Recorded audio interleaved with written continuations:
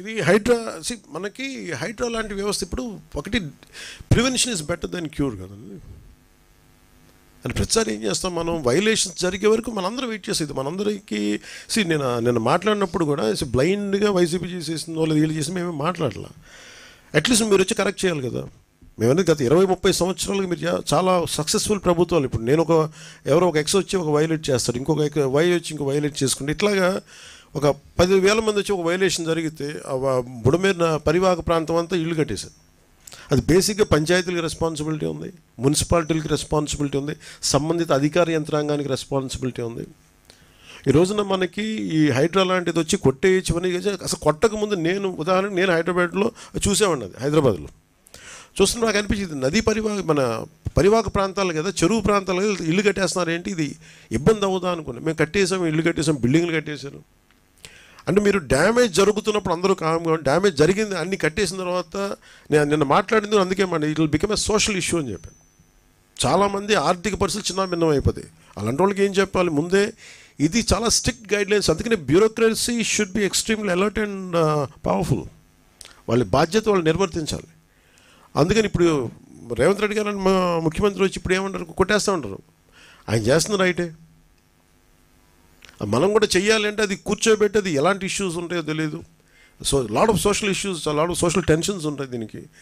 దీన్ని కొంత పెర్స్యూజివ్ మెథడ్స్లో చెప్పాల్సి వస్తే, కొన్నిసార్లు కొట్టాల్సి వస్తే, ఇట్ ఆల్ డిపెండ్స్. ఎందుకంటే ఒక హైబ్రిడ్ మెథడాలజీ ఆలోచించాలి, కానీ దీన్ని ఎలా హ్యాండిల్ చేయాలి అనేది కొంచెం చూడాలి. ఇది ఒక డిఫికల్ట్. కాకపోతే అది అట్లీస్ట్ నేను ఏమంటానంటే, జరిగింది కట్టేసి ఒక పద్ధతి, జరగకుండా చూడటానికి భవిష్యత్తులో ఇప్పుడు మనం అన్ప్రెసిడెంటెడ్ ఫ్లడ్ ఎఫర్ట్ చూసాం. మనం అన్ప్రెసిడెంటెడ్ లాస్ట్ 50 yearsలో మనం చూడాలి. ఇంకొన్ని డేటా ప్రకారం 200 yearsలో కూడా కొన్ని ఈ ఏరియాలో చూడలేదని రికార్డ్స్లో ఉన్నాయి. ఇందాక పొద్దున్న చూస్తూ ఉంటాయి. For example let us take 50 years record. ఈ 50 సంవత్సరాలు ఇంత అబ్నార్మల్ మనకి ఇలాంటి ఫ్లడ్ సిచ్యువేషన్ రాలా.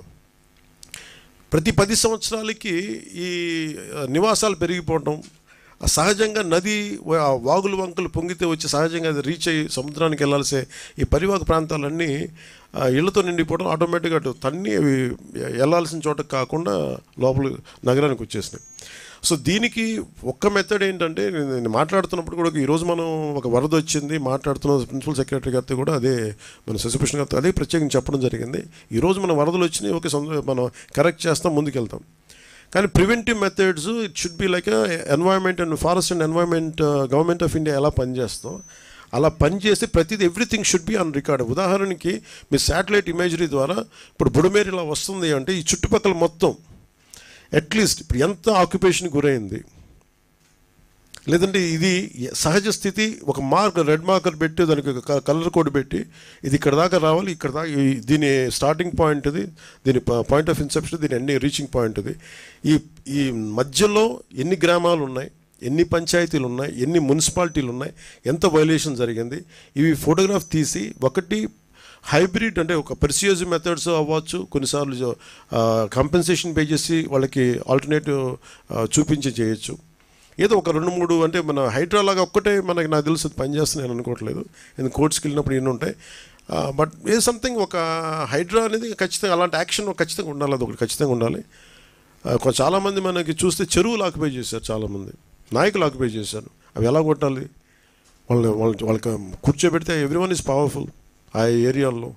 వాళ్ళని కూర్చోబెట్టి కొంత కన్విన్స్ చేయాల్సి వస్తే వాళ్ళని విల్ఫుల్గా మన భూదాన్ మూమెంట్ లాగా వాళ్ళ సొంత భూములు ఇచ్చారు, మన భూములు మనకి భూదాన్ మూమెంట్. అలాగా వీళ్ళు చేసిన వయలేషన్స్ని వీళ్ళే స్వచ్ఛందంగా ఒప్పుకొని బయటికి వెళ్ళిపోయి ఇల్లు వాళ్ళే కూల కొట్టేసుకోవటం, అలాంటిది ఒక మెథడాలజీ.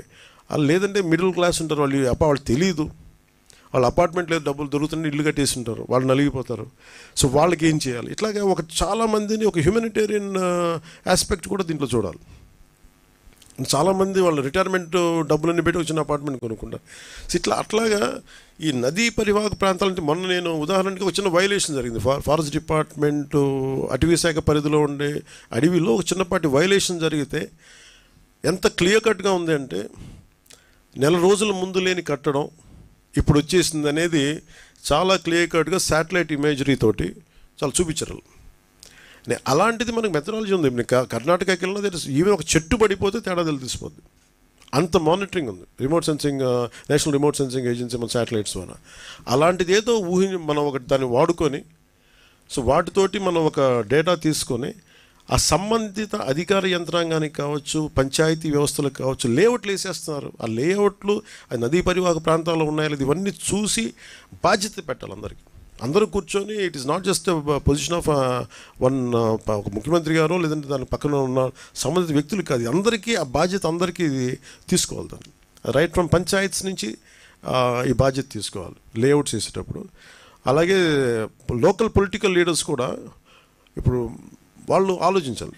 ఇలాంటి ఇల్లుని మనం ఎంకరేజ్ చేస్తే భవిష్యత్తులో మనకి ఏం జరగబోద్దు అనేది అందరూ తీసుకొని అధికార యంత్రాంగాన్ని భయపెట్టేసిన తర్వాత ఎవరికాళ్ళు ఒక ఏమంటుందని దాని కైండ్ ఆఫ్ మజిల్ పవర్ తోటి నెట్టుకొని వెళ్ళిపోతే వచ్చిన సమస్యలు ఇవన్నీ.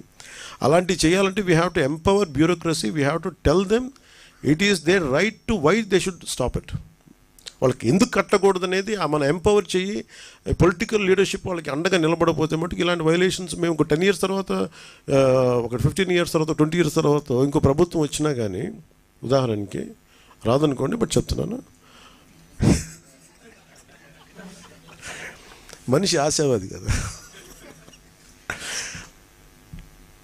సో వాళ్ళకు కూడా ఇబ్బంది. అంటే మాకు భవిష్యత్తులో అందుకే ఇప్పుడు నేను కరెక్ట్ చేయాలనేది మేము చాలా మా నిబద్ధత అనుకున్నాం. సో అందుకని ఎలా చేయాలనేది మీకు తెలియజేస్తాం. మనం అందరం ఇన్ఫర్మేషన్ షేరింగ్ చేసుకుంటాం ఖచ్చితంగా మీతోటి.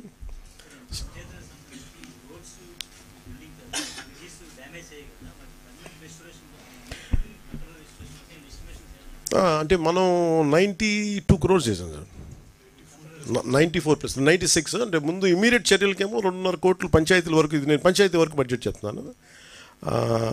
పర్మనెంట్ ఇప్పుడు ఉదాహరణకి మీకు ఒక బడ్జెట్ చెప్పాను 32 కోట్లు. అది దీంట్లో ఇప్పుడు చెప్పిన దాంట్లో 92 కోట్లు 94 కోట్లు లేదు.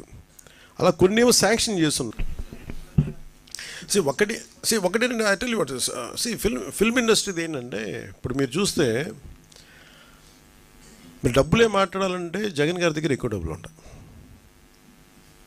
ఒక హీరో దగ్గర ఉన్న డబ్బుల కంటే కూడా వాళ్ళ ఒక ఫ్యాక్టరీ తీసుకున్నాం ఫస్ట్ ఉదాహరణకి, సిమెంట్ ఫ్యాక్టరీ, దాని దగ్గర ఎక్కువ డబ్బులు ఉంటాయి.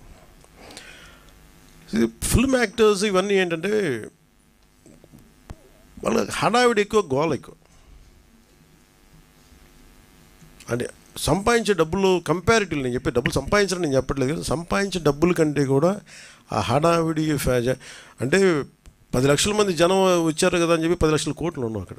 సైలెంట్గా జగన్ గారి దగ్గర ఉండేవాళ్ళ దగ్గర 1 లక్ష కోట్లు ఉండదు, అది తేడా. సో సైలెంట్గా డబ్బులు ఉండేవాళ్ళు చాలామంది ఉన్నారు.